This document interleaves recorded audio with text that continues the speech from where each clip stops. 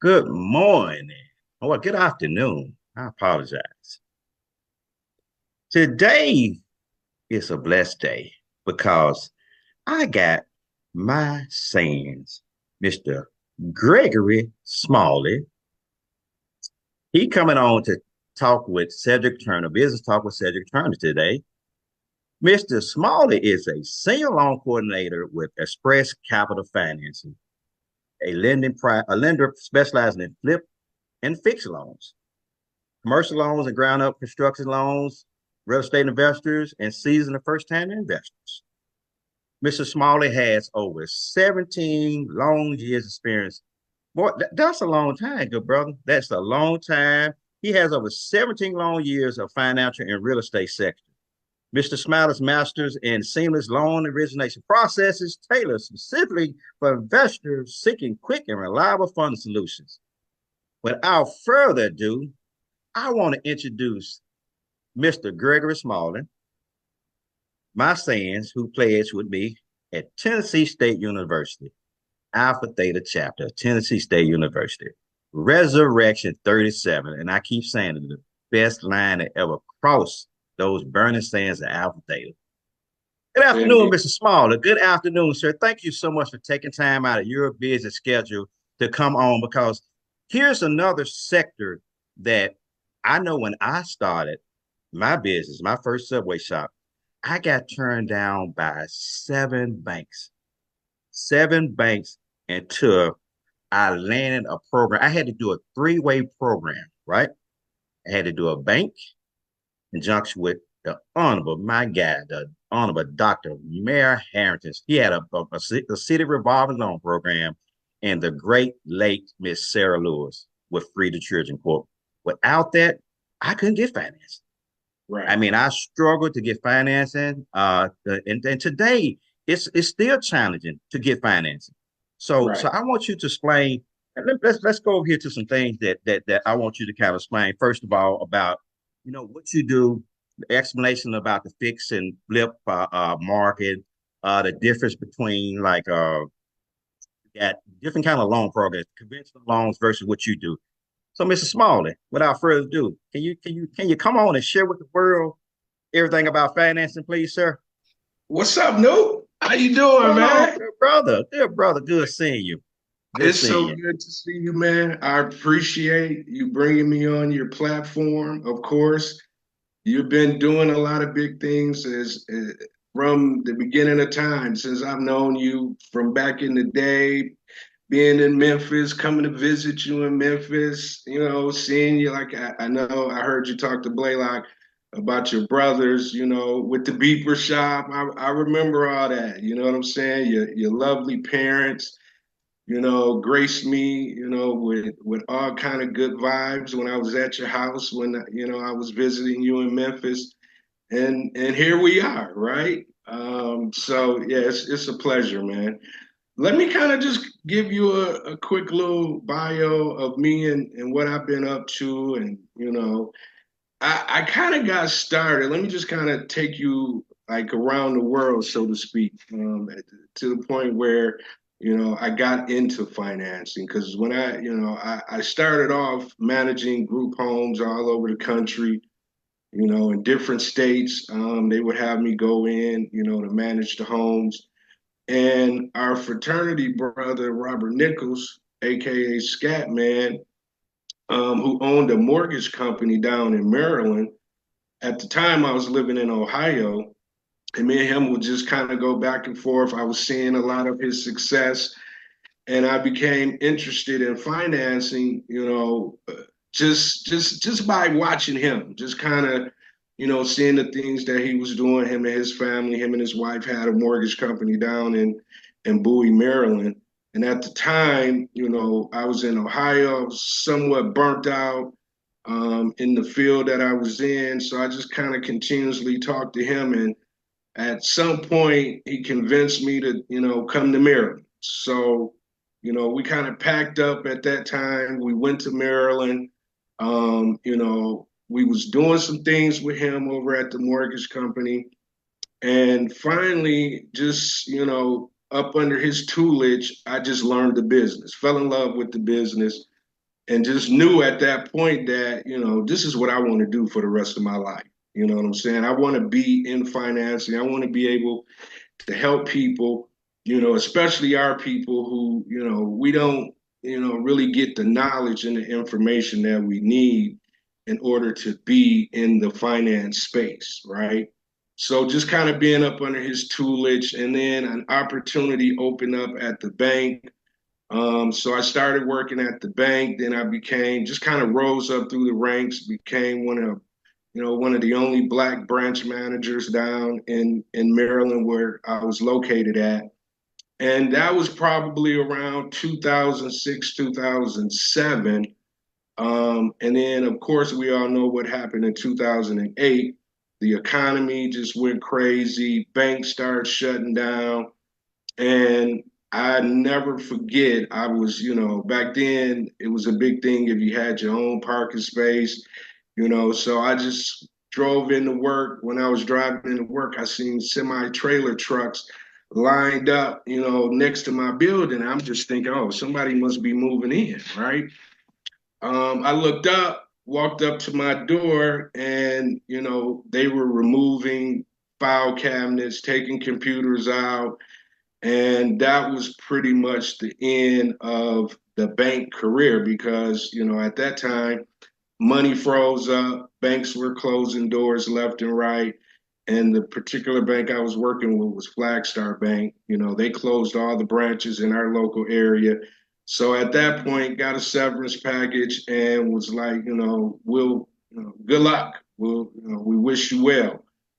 So I was kind of sitting there thinking, like, what am I going to do next? Right. So I had a friend of mine who he was a little older than I, probably was about 60, had retired. His wife had, got rich. She was one of the first, individual to like, invest in a certain stock, and they went public. So she got millions of dollars and retired him. And, I went to him because he was kind of like an old school guy who I would just kind of run things by just to get his opinion. And so I brought to him like, look, I think I want to start my own finance company, right? He was like, man, right now? I was like, I know it's crazy, but I love the business. I was doing residential loans at the bank, but right around the end of it, I started, our commercial person in the branch had left and went to Chicago. So her day to day, business, it dropped on my desk. So I was like, man, I've never done commercial financing. I was a little nervous, because the numbers were so large, 200 million, 100 million, 50 million. I'm like, I'm used to doing 300, $400,000 deals. I wasn't, I thought I wasn't prepared to do those type of deals, but I was like, you know what? You know where we come from. We take on all challenges, right? So I ended up, kind of starting to, fundle through her book of business, kind of start understanding the whole commercial world.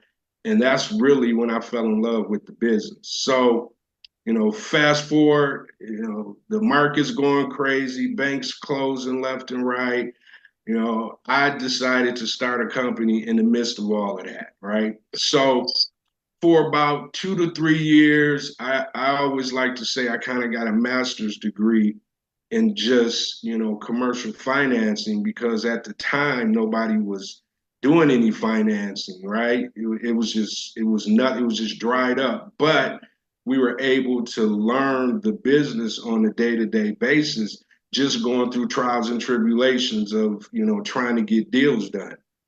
So we kind of went through that, probably about 3 years, not making any money, just learning the business. And one day I had an investor just call me out of the blue, still my friend to this day.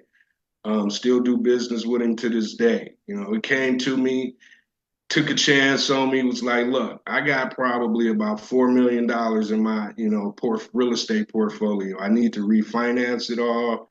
I done went to a couple of different lenders. I get a good feeling about you. I'm gonna give you a shot. At that point, no, we hadn't made a dime. We was just learning the business, understanding. keeping our name clean because at that time it was big. People were, taking people's money up front, promising them this, promising them that. And I just had the mantra coming from the bank, we're not going to do business like that. We're not going to get paid until we're able to actually close on these loans. So we went through that for about 3 years trying to figure that out. And finally the opportunity came and the guy trusts us enough to take his book of business. And at the time I was still trying to figure things out. I had a couple lenders who I was dealing with, right? So I was like, you know what, I'm gonna find a lender for this book of business. This is gonna be our beginning of getting out here and actually doing business. So we had a lender in Pennsylvania who looked at his book of business and came back to us and was like, yeah, we can help him out. And at that point is kind of where the career started, right? We were able to get those deals through, able to get them closed. And from that point forward, we probably ended up doing close to 20, $30 million with that one particular borrower, right?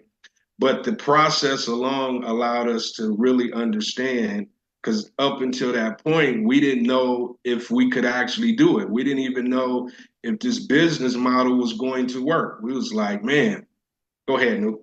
Now let me ask you something before I get. So the time you started, it wasn't that many minorities doing this business, right? I, It was I put it to you like this. The time sure. that I started, there Mhm. wasn't that many minorities. And to this day, there's Wow. not that many minorities, right? I typically run across, some brokers who are, brothers, but, some sisters throughout time as well. But for the most part, being with a private lender, being able to, do these deals through a private lending firm, it's not too many of us. You know, but that's a good thing, because it allowed me to work with, you know, different, types of individuals, CEOs, so I was really able to kind of, sharpen my sword, Mhm. by just going all in, figuring things out, being on multiple conference calls, just picking up on the lingo, understanding the deal flow, understanding all the important pieces that goes into, getting a deal done. So that 3 almost 4 years, time span that we were able to, just grind every day and try to get deals done. When it was time to go, we were prepared. We understood what needed to be done. We understood, how we were supposed to, project ourselves to our clients. Because we stuck to our guns and just did good business, our motto was just do good business. We had tons of people coming to us with this scam, this scheme, that Yeah, scam. You know what I'm saying? And we yeah. just to our guns. We were like, no, we're not. We'll look at your deal, but when it's time to start facilitating the deal, if there's some, BS involved, then we're not going to be a part of it. And by us sticking to that, when it was time to actually, get into the thick of things, our reputation was stellar. That's very important in this business of finance. You have to have a stellar reputation because you're dealing with people's money. You're dealing with people's dreams. You're dealing with people's family generational wealth. So if you're not an up and up type of individual, number one, they're going to read through it. And number two, the process alone is going to bring out any BS. So that's why I love the business. You can't get around, you can't scheme, you can't scam. You have to be a legitimate person bringing legitimate business to me. And if that's the case, then we could process, move you forward, and get your deals closed. Okay. That's great. I mean, that was great. You have an excellent story that you're sharing, and I pray that it inspire others that's looking. But people that's in real estate right now, let's say, because the real estate market has been turned upside down because of the interest rates and the economy and so forth, so on. Let's say if I come to you and say, Mr. Smalley, I just bought a 20 unit complex. apartment complex, and I need some finances to go in and rehab it. What's the first thing I need to have to give you in order to get? Well, I'm, in our and get okay. business, it's great because the barriers of entry Hmm. are, are not there, right? Because Hmm. with us, you don't need tax returns, you don't Okay. need, income, because what we're looking at, number one, is your credit, right? Credit is key in this business, And right? what's the minimum credit score you look at? Minimal. If you're refinancing, then the minimum credit score is 680. Okay. If you're fixing and flipping, then the minimum credit score is 650. And on the fix and flip side, just depending on your experience, then we could maybe even go down to 640 on that.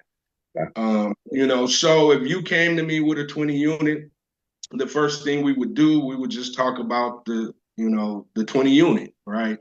What kind of shape it is in? What's the rent roll on it? How many vacancies you have?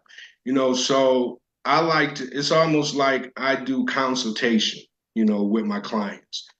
So we just kind of talk through whatever it is that they're trying to get done. And based off our conversation, I'm usually able to put them in a situation where we can get the project financed. We look at, your history, what you've done in the space. Because if you're coming to us and you bought a 20 unit, you've never had experience operating a 20 unit, then we're going to be, more than likely saying, you're not qualified, to take on a 20 unit, property right now. You don't have any experience. You haven't done, you went from 0 to 20.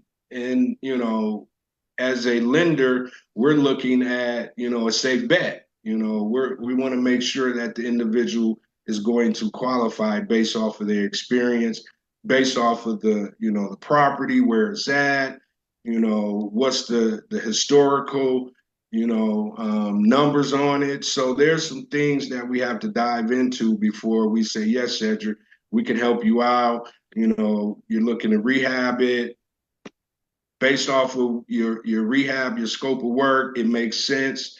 So the underwriting of the deal is typically done on the front end by us just having a basic conversation like we're having right now. Me asking you the right questions, me getting the information that I need to determine if we can do business with you or not. Great, great. So what you said is a very important experience. If I didn't have an experience, you would scrutinize a little more. Okay. And then I go back if I'm doing, let's say for an example, if I'm building a checkers location, all right, Mm-hmm. I go to the bank. First thing they're gonna want is 3 years of tax returns, personal and business. Okay. They're gonna want a business plan. Mm-hmm. They're gonna keep going on and on and on. But with your business, it's a little more is low documents required in order to do deals, what you're saying? Yeah, because we're more of, I mean, we do some commercial financing, right? But our business is mainly for investors, right? Gotcha. Investors who are building portfolios to retire off of, investors who are looking to fix and flip to build up capital. Um, you know, on the commercial side, we do have a different type of property types that we like to look at, from, of course, multifamily, office, retail, mixed use.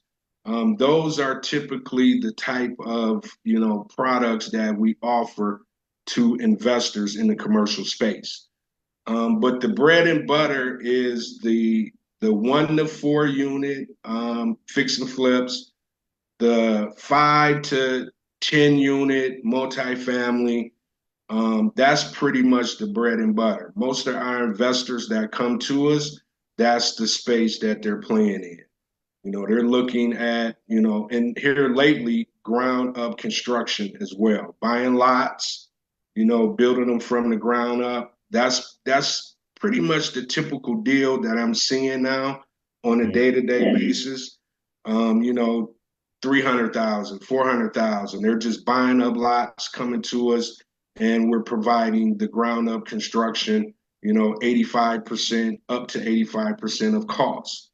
But mainly the bread and butter is that 1 to 4, just investors who are out here, in these neighborhoods, looking to revitalize these neighborhoods, and they're doing that through real estate. So typically they're coming to me because back in the day, most people were just using their own cash, right? Hmm. Okay. So they would just buy the building, buy the house, rehab it with their own cash, and then they have to wait until the house either sells to get their money back, get their profit back, or refinance in order to get their profit back. Now they don't have to do that. We provide, up to 90% of the purchase price and 100% of the rehab. So if So you name, buy, I'm sorry, Mr. Small. Give us an example. So if a property costs 500,000, you provide up to 90% of that, which is 450,000, and then you have to have cash injection of the 50,000 as your sweat equity into the home, correct? well, it works like this. We'll just Okay. use 100,000, right? Okay. All So you right. come to us, properties 100,000, we give you 90,000, right? So you would technically be bringing your down payment would be 10%, right? Okay. Plus your closing costs, your title costs, fees that's included, which that's how I get paid through those fees, origination fees. And then basically we'll give you, say your rehab budget on that is 50,000, right? 50,000 to fix it. When you get ready to sell it, it's going to be worth, 230,000, right? Okay. So that's where your profit is from that 150. So 230, then you would be looking at what, $80,000 worth of profit minus your cost, whatever that is. So the thing is where in the past people would have to come up with the money to purchase the property, the money to rehab the property. We just kind of took that out, and now we'll give you it's almost like a bank loan when you go in to buy your house. You got to have a down payment. The only thing is we're also giving you, 100% of the money to fix the property. And how that works is it's not like we're giving you that because then that would be defeating the purpose. How it works is if you have your rehab is 50,000, you as an investor has to have that 50,000 set aside to do your rehab, right? Hmm. But that 50,000 that you have set aside through draws, once we get your scope of work, we understand what you're trying to do to the property, we'll break that up into 4 draws typically, right? So every time, Four draws mean, and can you break it down a little bit? Four draws. Okay, yeah, please. 4 draws mean your actual rehab schedule, right? Okay. Draw number 1 is typically your demolition, cleaning up other property, so that's one cost, right? Hmm. Draw number 2 typically could be whatever flooring, painting, exterior work, whatever the case Gotcha. may be. Okay. Draw 3, carpet, flooring, plumbing, electrical, whatever the case may be. And then your final draw, maybe is landscaping, small things to kind of finish the property up. But each draw costs, say, 15,000, right? So the first draw, 5,000. Once you do the demolition, pay whoever the 5,000 out of your rehab budget, within 24 hours after you submit that to us, we have an online app that we use. Actually, you can use it from your phone as well. You take pictures of the work that you've done, send it to us. We look, you send us the receipts of the money that you paid for whatever it is that you've done. Within 24 hours, we'll send you whatever dollars you spent in draw 1 directly to your bank account. So that 50,000, by the time you get down to your 4th draw, you've gotten all that money back. So you don't have to sit there and wait until the property sells to get your money that you put in rehab back. You're just literally waiting for the property to sell in order to get your profit. You know what I'm saying? So Yeah. it's Hmm. it's a very unique system that investors are using to build generational wealth. Hmm. I like to tell our people you have to get involved in investing in real estate, right? I mean, you can go, somewhere to invest in stocks, you can go somewhere to invest in franchises, but when it comes to investing in real estate, you really have nowhere to go, so it's almost like it's an information gap. Nobody really understand that this information is available using other people's money, right? I work for a direct lender, and our job is to get the money that these funds are coming together to put for these type of projects out into the marketplace. They're not just getting the money and just sitting on it. They're getting the money to be like, get it out to the masses, allow people to build generational wealth through our money. We collect fees and all of that. It's the price of doing business. But, I've seen people go from 0 deals. You look up 2 years later, they've gotten 20 deals, 20 properties in their portfolio. They got a nice income coming in every month, and they're continuing the process. So in 5 years, you look up, you got 30, 40 properties in your portfolio. You didn't flip multiple properties to build up your cash to do whatever it is that you want to do. And then your real estate is over here, you're in retirement, 30, 40, 50, 60,000 a month guaranteed that's coming in just through real estate, right? And you can take your time with it as well. It's not like it's a rush thing. You could just 10 properties this year, 10 more the next year, 10 more the next year, and then you look up, you got 50 properties that it begins to matriculate out to your kids, your grandkids, you know what I'm saying? So 4, 5, 6 years down generations, because you did what you were supposed to do on the front end and build up this huge portfolio, it feeds generations. It feeds your kids, it feeds their kids, so on and so forth. So that's really like the beautiful thing about, the business. I get to kind of sit back and just talk to people. We don't just talk about loans. We talk about life. Like what is your goals? What do you want to do, with this business, right? Because if you're coming to me as an investor, it's a business. Hmm. Create an LLC. We don't put, real estate in your personal name. We protect you, Oh, through your okay. LLC. I'm not Miss Smaller. So go back. So okay. So the difference between yourself and a corporation, you are two separate legal entities, meaning Mm-hmm. that if your corporation fails, they sue your corporation and you protect your personal assets. So Correct. you saying it's important to form a LLC, right? Which is a Yes. corporation, limited liability corporation. Okay, so continue. I just want to kind of clarify that. Okay, go We ahead. won't even allow you to put a loan in your personal name. Okay. No, we won't even allow you to do it. Part of the criteria is to create an LLC, which also has an EIN, which also has a operating agreement. So that is your entity docs that you must submit to me in order for us to be able to process your loan. And the reason we do it that way is exactly what you're saying, because things happen. The real estate market goes crazy all the time, right? So if it's a situation where the market tanks and you're sitting there with 20 properties, you're the personal guarantor on it, but the actual properties are in an LLC. So your personal assets are protected. You just have to figure out, what you're going to do with the real estate deed of lieu. You're going to refinance them. You're going to sell them all, but your personal, your credit, none of that is attached to these loans.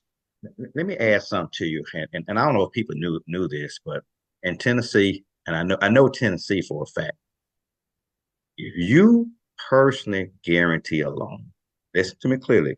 If you personally guarantee a loan, let's say for your just a residential property. Hmm. Okay. And if somebody sues you and wins in court, a judgment is automatic placed on your home, meaning that when you try to sell your home, you can't sell it until the lien is paid off. So people don't understand how important it is to listen to what you just said about personal guarantee and stuff. You got to be real careful. I know some like with me, I had the personal guarantee all my business that I did, far as with my because I own all my properties. Right, And the reason behind owning all your properties back because when you sell, you have residual income.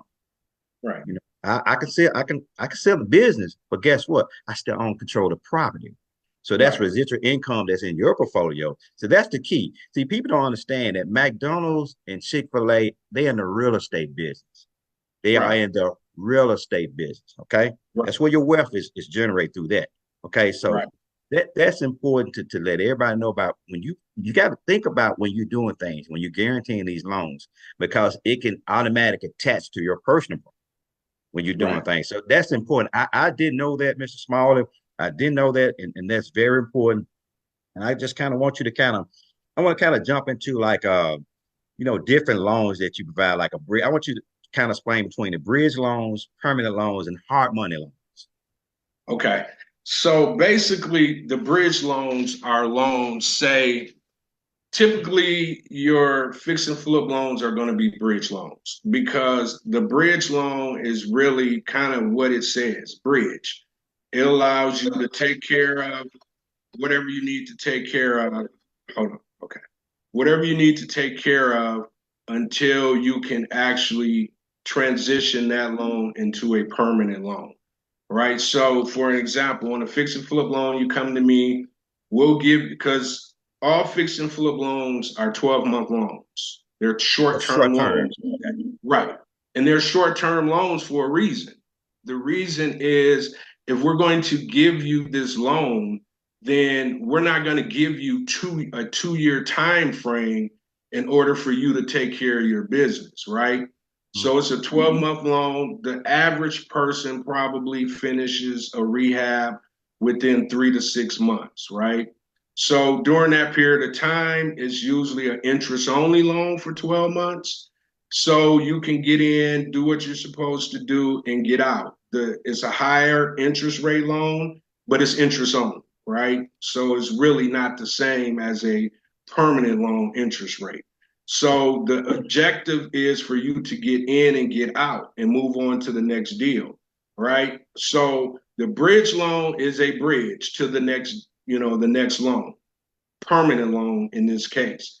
If you're buying to hold, right? If you're buying to hold the property to continue on building your portfolio, then if that's the case, once you're done with your rehab, then it's time to get into a long-term fixed rate, loan, which in turn is a permanent loan, right? At that point, the permanent loans are just like the loans from the bank. They're 30 years, they're amortized out over 30 years. The interest rates on them are low, so it's like the perfect loan for an individual who's building their portfolio because the objective is to try to keep as much money in your pocket as possible and to get as much profit as you can with your real estate. So you want to try to have the lowest payment every month, right? Even though the individuals who are living in the home is paying your mortgage every month, right? That's the objective. You're giving them somewhere to stay. They're paying your mortgage every month. Through that, you're building equity within the property, right? So the permanent loan is after the bridge loan, right? The bridge is to help you to facilitate the property. The permanent loan is for you to secure the property. That's how that works. Now, hard money loans are pretty much the same thing. I mean, they're hard money lenders, they do fix and flip loans. The term hard money is just the term that they call it. The loans are pretty much the same. From a private money to a hard money lender, a private money lender, the loans are going to be the same as far as interest rate, long term. And then most, hard money, private money lenders now have the long-term product, which is called DSCR loans, right? Those are the loans that investors love because now, for a long time, you may have owned an investment property, but you couldn't refinance it. Mm, So be sitting there with all kind of equity in the property, but because there was no financing available, you were just sitting on equity. Now an investor who owns 5 properties, free and clear, whatever the case may be, now they can come to me and be like, "Oh, Greg, I need cash out. I want to do some additional investing. I got some things I want to do for my kids, school wise. I'm sitting on all this equity. Now there's a way for you to go and access that equity to go do some other things. You might have been sitting on the property for 20 years and couldn't refinance it. Now there's product out there that you can actually refinance these properties, and they'll go up to 75% of the value, that you can pull cash out and go do some other investing. So, there's some things that investors may know, but, a lot of investors don't know that that's an option for them, and they're just sitting on a ton of real estate with all kind of equity and don't really have a way to access that equity until our industry brought this particular product to the forefront. Now investors, they're coming on a regular basis like I need to cash out. right. I own a property free and clear, walking away with, I'm doing a deal in New Jersey right now. The guy owns the property free and clear. He's getting ready to cash out, 300,000 Wow. just, because he owned the property and now it's time for him to cash out and buy some other properties and do the same thing over and over again. Great. That was some valuable information that you told us, and certain things. Well, most of that I didn't know about, but that new product you was talking about, and it's just mostly investors. You talk to your investors out there, but I want to ask you a question. The first person, let me give a shout out. The first person when you came to Memphis, Tennessee, you met this famous gentleman, a Westwood legend. Name was Reginald Thompson, aka Butterball. You remember that? All my Westwood people. Butterball was number 82 for Westwood High School. He played wide receiver. So that's the first person you met. Yep. But what I want to circle back to what I need your help on. Now we got Mr. Blaylock on the team, right? Now we need a financier on the team, right? And that's going to be you. And what we want to do is we want to go into like Westwood, for example. We want to go into Westwood and revitalize Westwood one house at a time, Mm-hmm. one house at a time, because we want to make Westwood great again. And we want to kind of mirror that throughout, different states, different Right. communities, because guess what? These communities are valuable. You Right. see, like Glenview in Memphis, Tennessee, how they revitalized it. But Right. we don't want to call it that other word. We want to go in and revitalize it, get some structure, rid out all the drugs, right? Right. Have Right. homeowner associations so we can have something nice, Right. right? Right. So is there something? Can you give us some pointers what we can do first in order to do that? But first of all, I need you to join the team with us. So if you can join the team with your help, we can do it. Yeah. All right. So give me some Right. point because it's important that there's something that I want to do. That's a vision of mine and some other people that I've been talking to. But that's something we want to do. So share with me some knowledge on that, please, sir. Well, it's a beautiful thing because I've done so many deals, right? I've done so many, situations like what you're talking. As a matter of fact, I'm doing it in St. Louis right now as we speak, right? I have a guy, an investor, who lives in Georgia, but he has a book of business in St. Louis. And that's exactly what he did. He went to the areas, some of the areas in St. Louis that was, boards up on on the windows, crime infested, they've kind of filter some of that stuff out, but the real estate is still sitting there vacant, nobody in them, 5, 6, 10 years, nobody in the real estate. but these are neighborhoods full of real estate. So what he did was he went to the city and he struck up a relationship with the city because of his track record of being able to go in, buy these properties. He was buying them before he went into the city. He was coming to us. We were doing his deals. He was buying them, fixing them, holding them into his portfolio. So he had the experience to walk up into the city and ask them for these properties at a discount because Mhm. they're sitting there anyway, right? So basically, what he's done, we're on property 9 now. He Mhm. bought 5. He just bought 4 more. He's already, completed the rehab on the 4. Now we're in the process of refinancing those 4. And then we're getting ready to get started on the 4 new ones that he has, right? And really, it's simple. You closed mouths don't get fed, right? You got to start having these conversations with these leaders in these areas who want the same thing you want, right? They want a way to rehab these houses and put families in these houses that's worthy enough to be in these homes, right? So I think it starts with having conversations with the local leaders, the city officials, kind of letting them know what your blueprint is, exactly what you want to do, pick the areas that you want to target.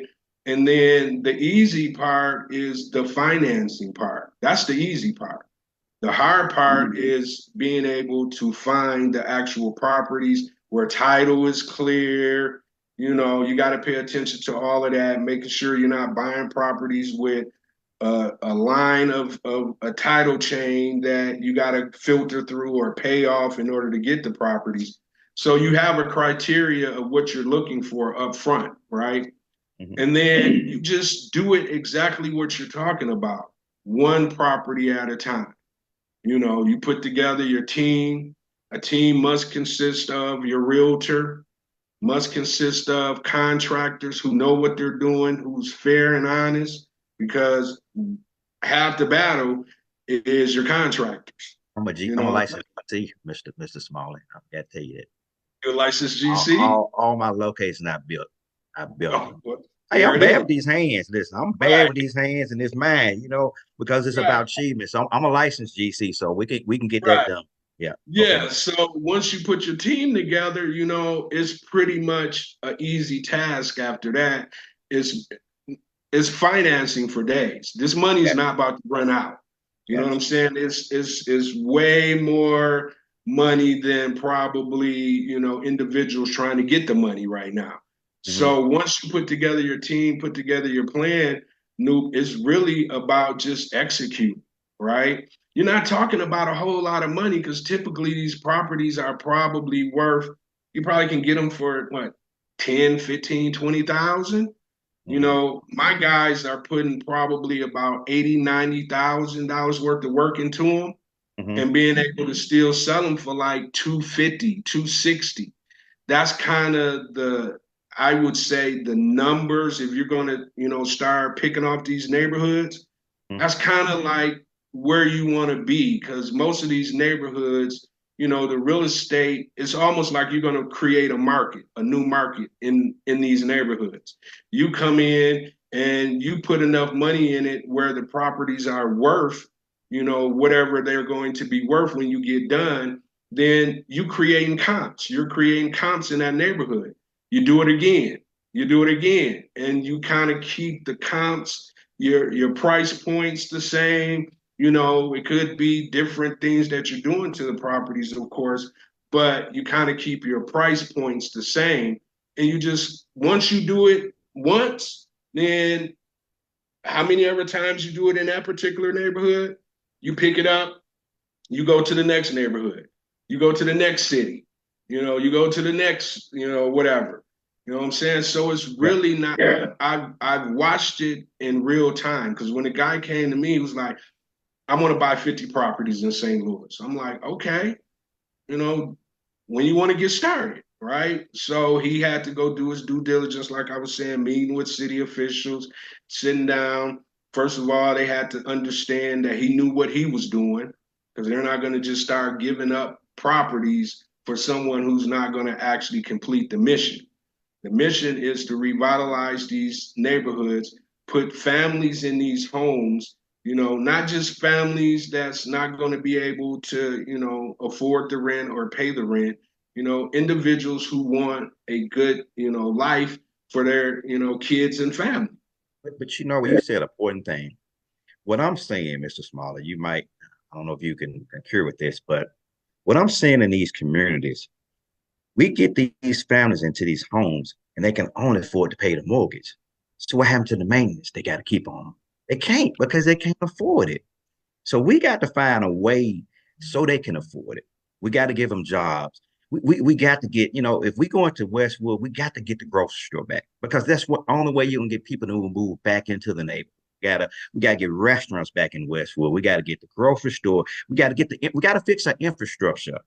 We got to get a, you know what, Westwood High School, probably 50 years old. We need another high school where we can combine the schools. You need Right, one good core school there for our kids to learn. Because another thing is important, Mr. Smalley, is that a lot of us have different agendas. Everybody wants to shine, but we can get to shine together and we right, work as one. And I'm gonna give you an right, example. And don't listen, don't get me wrong what I'm about to say. We got 50 million backpack drives going on right now. 50 million. You got 20 going on in one neighborhood, 20 going on here. Why can't we come together as one? And the right, thing that we forget about is, okay, they got the backpack. I had a young lady, I had two families call me. They got the backpacks, but no school clothes. And right, then the more important thing, what's going to happen throughout the year? We got to support throughout the entire year, not just for right, backpack because you want that shine. And and right, and and, and people know who I'm. They know what I'm talking about. What I'm about to refer to. We all, everybody wants to shine, and I always say that, Mr. Smalley. Everybody want to go to heaven, but they don't want to die. right. That's Until we true. come together as one, understanding what the underlying issues are in our communities. Because I'm gonna tell you this right now, no disrespect to none of the officials in Memphis, and throwing money at crime is not going to solve it. Right, We got to get programs together, after school programs. You right. got churches in these communities, man. That's what's the purpose? Why are you You in know, this community? You know, and and you and, and for us for this to continue to go on with these properties the way they looking, and just I mean, I say it's a lot of neighborhoods throughout. You look at Cadova. Cadova was a nice look at it in Memphis. A lot of these right, neighborhoods are going down because we're allowing it to. We're allowing right, it to. We're not holding our city officials accountable. Just like you right, said, we got to come to them and hold them accountable. Because I'm telling you something, Germantown and Collierville, they not having it out there. right, You gonna come with it strong, and right, and, and everybody know what I'm talking about. So we right. we got to stick together as one. We got to unify, and we got to spread the knowledge and the wealth like you doing, Mr. Smalley. You trying to No, educate, absolutely. investors. Yeah, go ahead. Absolutely, absolutely. And the Yeah. thing about it, if you really think about it, Mhm. most of these neighborhoods are the surroundings of these neighborhoods are because the tax base inside the neighborhoods are no longer there, right? If we're not homeowners or homeowners are not, owning these homes to pay taxes so that, the schools can be better, there can be grocery stores in the neighborhood, there can be, centers for individuals after school because money will be available because the real estate is back humming in these neighborhoods, right? You can't go to these other neighborhoods that you mentioned and the houses are vacant. The tax bases are there. So they're able to have, the everything, the good schools, the good restaurants, the good this, the good that, because these neighborhoods, homes are, occupied and people are paying taxes on a regular basis to be able to provide for everything else. In the distressed neighborhoods, there's no tax base. You know what I'm saying? There's nobody to pay for the stuff that our neighborhoods need, right? Even when I was growing up, I'm just had this conversation with somebody the other day. When I was growing up in my neighborhood, the elementary school was in the middle of the neighborhood. The middle school was 10 minutes away, and you had multiple high schools that were 5 to 10 minutes, just depending on which direction you went in. And then all of a sudden, like when the plant shut down and things of that nature, and people started to move out and those houses became vacant, those schools started to close. Those businesses that was around that area started to move out. So I agree. I think the mission definitely should be to get into these neighborhoods and buy this real estate, rehab this real estate, and start to show people that it's okay to live here. Like you said, it's safe to live here. We feel good about our neighborhood because now the streets, the lawns are manicured. Now the crime, because people feel good about their real estate, they're fighting the crime. They're pushing the crime out. The crime don't even want to be there no more because they understand that the vitality of the neighborhoods are better or how they used to be when everybody was living in these neighborhoods, living in these houses. It wasn't no vacant. I don't remember no vacant houses in my neighborhood growing up. You go back there now, it's vacant houses everywhere. You know what I'm saying? You know what's important? When we grew up in Westwood, I noticed that the next door neighbor house sold probably 5, 6 times when we was there. And I couldn't figure out why. And I kind of figured out because houses back then are considered investments. Mm-hmm. We don't understand that. We're getting the house then 20 and 30 and 40 years, don't understand it as an investment. That's why Right. so many families that was next door to us moved out. It's not because of the neighbor, and then the neighborhood probably changed, but they was looking at it as an investment. So Right. we got to get keen on our skills of investments. Right. We got to get back into the schools. We got to educate our youth, Mr. Smalley. We got to do it. And today I was on a phone call with Dr. Lori Phillips and Miss Jefferson, and we just adopted 16 Memphis and Chevy County schools.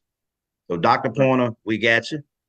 So we got to get back into the basics of Right. what we lost focus on. And it's not about, all of this sums up about the children, about their future. Because if we don't do nothing now, they're not going to have a seat at the table, Mr. Small. They're You know not what? going No, to, huh? Yes, sir. it's funny you say that, right? Because Mm-hmm, I've been thinking about the same thing, right? Our kids, right? mm-hmm, Because our generation, we're half a hundred, right? We're on the other side, so it's really about them, right? I was watching something, I can't remember where it was, and it was a Caucasian kid, and they were interviewing him, right? I mean, he had to be like 9 years old, right? And part of the school's curriculum was to teach them how to purchase and run an Airbnb, right? what? What you say? An Airbnb at 9 years old. 9 years old. Right? So to me, we got to stop. To me personally, I think we got to start playing our kids short, right? We got to start figuring out a way to infiltrate these systems to allow our kids to understand what is going to take in order to be successful out here in the world, i.e., giving them these type of programs at 9 years old. Can Mm-hmm. you imagine if you would have learned how to invest in real estate at 9, 10, 11 years old? What your future projection would have been? If by the time you got to college, you knew the ins and outs of how real estate worked, how to invest in it, how to run Airbnbs, how to fix and flip properties, how to fix and hold properties. Just imagine if you'd have had that information by the time you finish high school. You know what I'm saying? You know what it's going to take? It's going to take action. Yeah. Take us to come together. I don't care what part of walk of life you're from. We got to come together as one because I'm going to tell you something. We get to a point when we get ours. When you get yours, you tell the next person it's time for you to get your own. We need to stop Right. that because you can't get Right. blessed like that. God is No. not going to bless you. I'm telling you right now, until we come together as one, we get together with, listen, Resurrection 37. And I use our line as an example. We got the most talented line. I mean, people who's tuning in now see this, they can agree. We got the most talented line with the most brilliant brothers on there.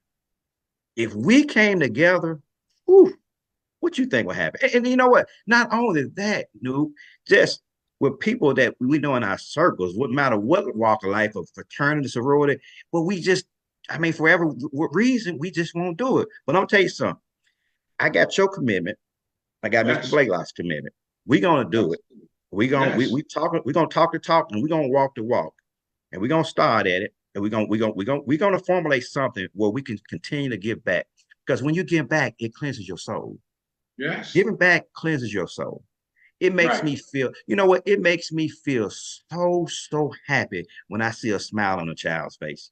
I mean, Absolutely. listen. We gotta list. We're gonna be at different schools on the first day, and everybody going to be giving out their backpacks, which is great. But at Sharp Elementary School, we got them some real special just for them. We're gonna give out for them, and I Right. promise you, those kids' smile on their face going to put you into tears. That's what Right. it's about. Blessing other people because God blessed us, good brother. God bless Right. you with a vast amount of knowledge. And Right. anybody who's tuning in, whoever going to watch this, a lot of us are talented. We can Right. come together right now, today, because Right. time is of essence. We need to Yeah. do it. We're gonna do it, and with your help and a lot of other people on this, just looking at, if you tuning in, come on, guys, we got to do it because it's I not like I said, just it's not. think Yes, sir. Go ahead. I think if we can just create a curriculum Mm-hmm. for our kids based off of all the minds, like you just said, all the mind power, all the different, things that everybody's doing on their own, on their own personal. If we could just come up with a curriculum for our kids, starting in middle, because elementary school, they're still figuring out A, B, C, but from middle school to high school, if outside of what they're already learning, it's time to kind of put something in place where they can the entrepreneurial in them can open up. They because until we kind of went to college and understood, what we had to understand, we didn't really understand what it was to be an entrepreneur, right? Because our thing was go to school, graduate, get a job, work that job until you retire. It was you guys were the first ones to kind of allow us to understand that it was possible, right? You guys took the initiative to go be an entrepreneur for real, where we could see it, understand it, see the success from it, and be encouraged to be in that same vein in some kind of capacity, right? So now that it's so many of us who's, you might be in a high level position, in your job, whatever. But it's still a list of skills had to come with that in order for you to get that position.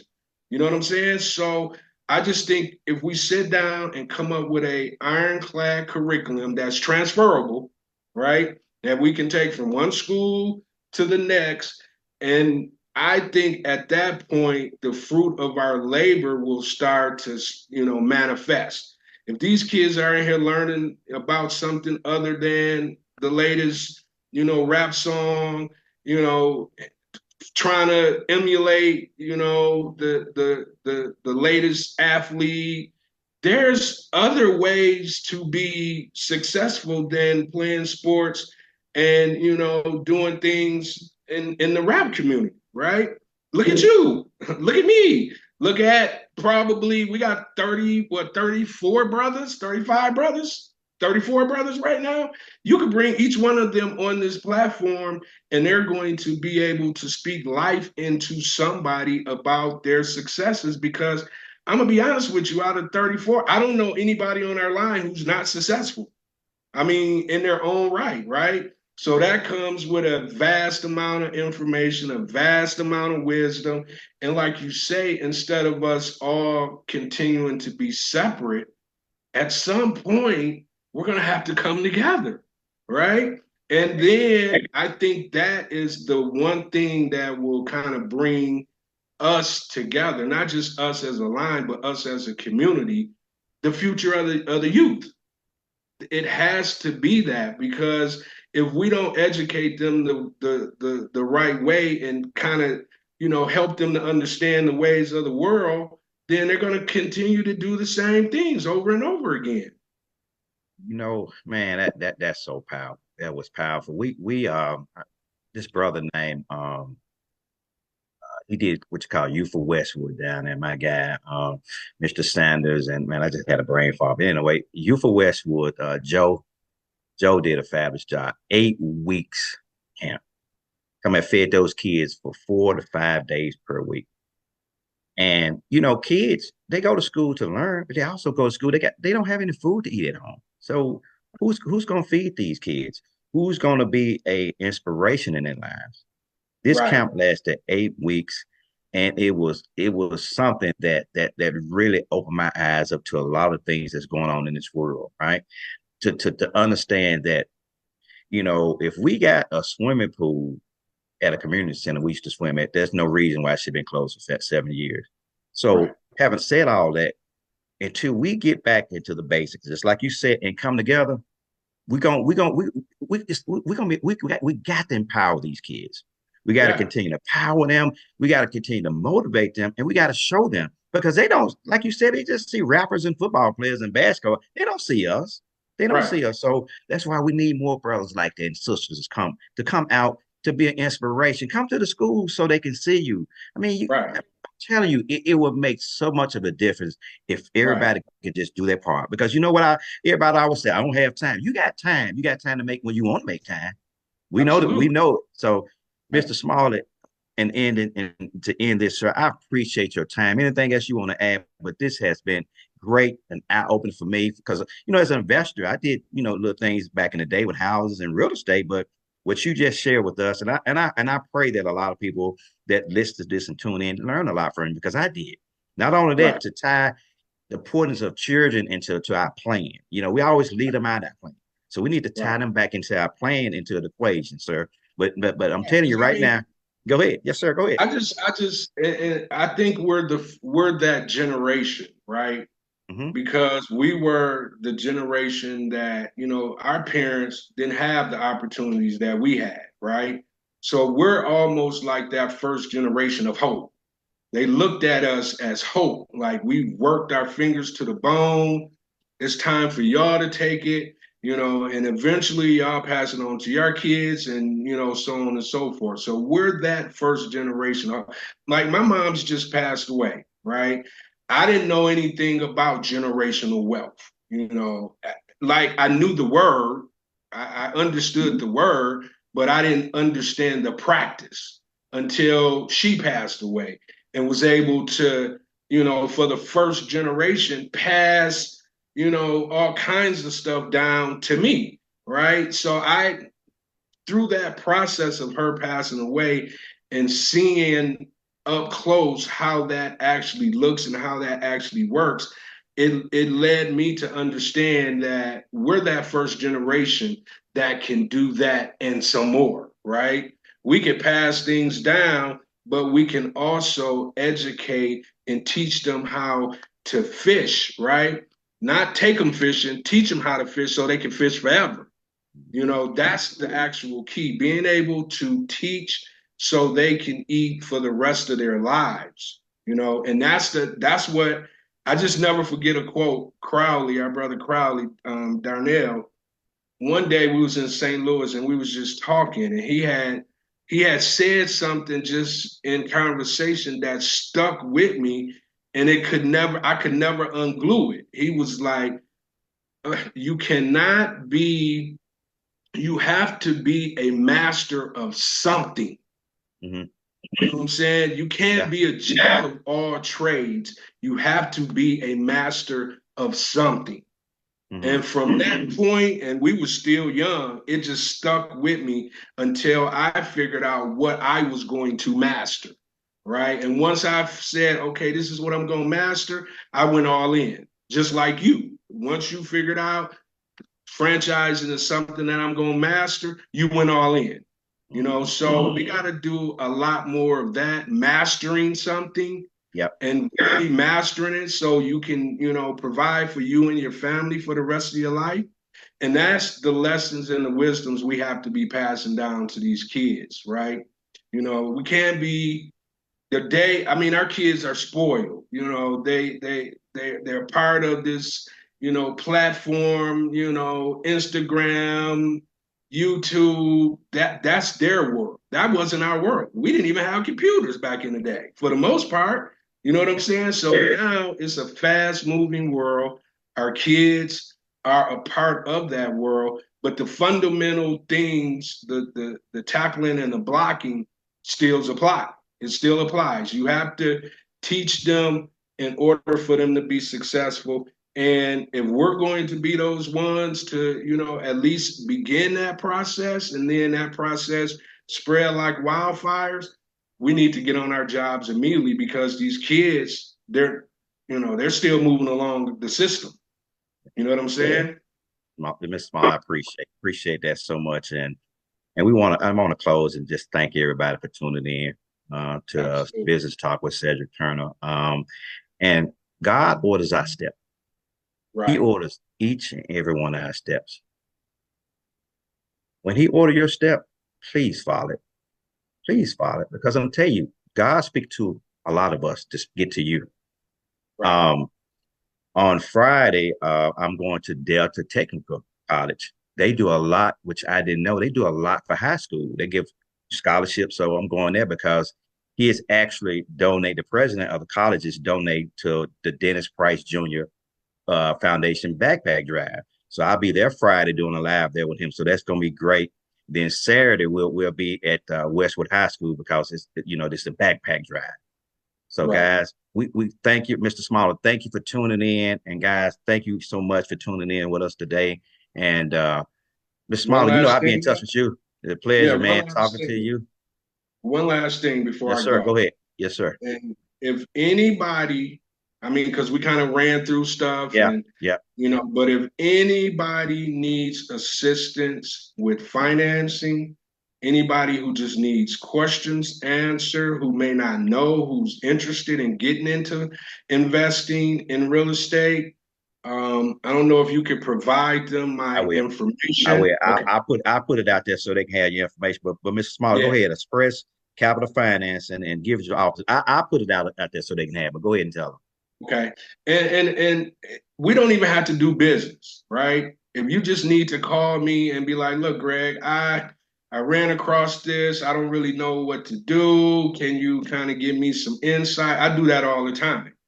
People call me all the time. We don't even do business. Eventually we might, but for the sake of educating people about investments and the field that I'm in, I am always available to whoever. I don't care if you are a seasoned investor or you're a first-time investor and you want to get into, the real estate business. Feel free to give me a call anytime.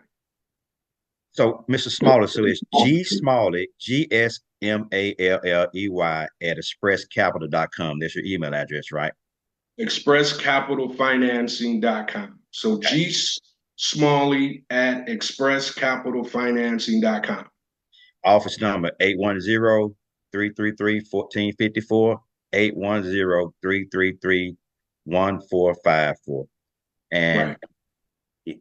you know I'm what? hardly ever in the office because I'm moving around. So if you Mhm. really want to contact me and get a response, contact me at 240-779-3098. I'm always available there. Good brother, my Sands, my good brother. I And love you, and man. Butterball, I love you too, bro. I hope Butterball watching. Butterball Man, was that guy. It's the he'll be he proud, really wouldn't he? Butterball will be proud of us. Regina, Thompson, Ah, aka Butterball. See, everybody don't know about this inside joke. we love us some Hey, Butterball, boy. you ask me one day if I see somebody ask me what happened with Butterball. This Right. story is hilarious. Butterball protected us. Butterball was Mm-hmm. our guy, and Butterball said, "Oh, you Mm-hmm. can't mess with them. They from Westwood." Right. Yeah, Butterball Butterball took was our care guy, of man. us. I'll never forget Butterball. You Nope, know what I I'm love you, saying? brother. Love you, I brother. love you too, though. All right, man. Okay, man. Be blessed, brother. Bye bye. Yo, yo.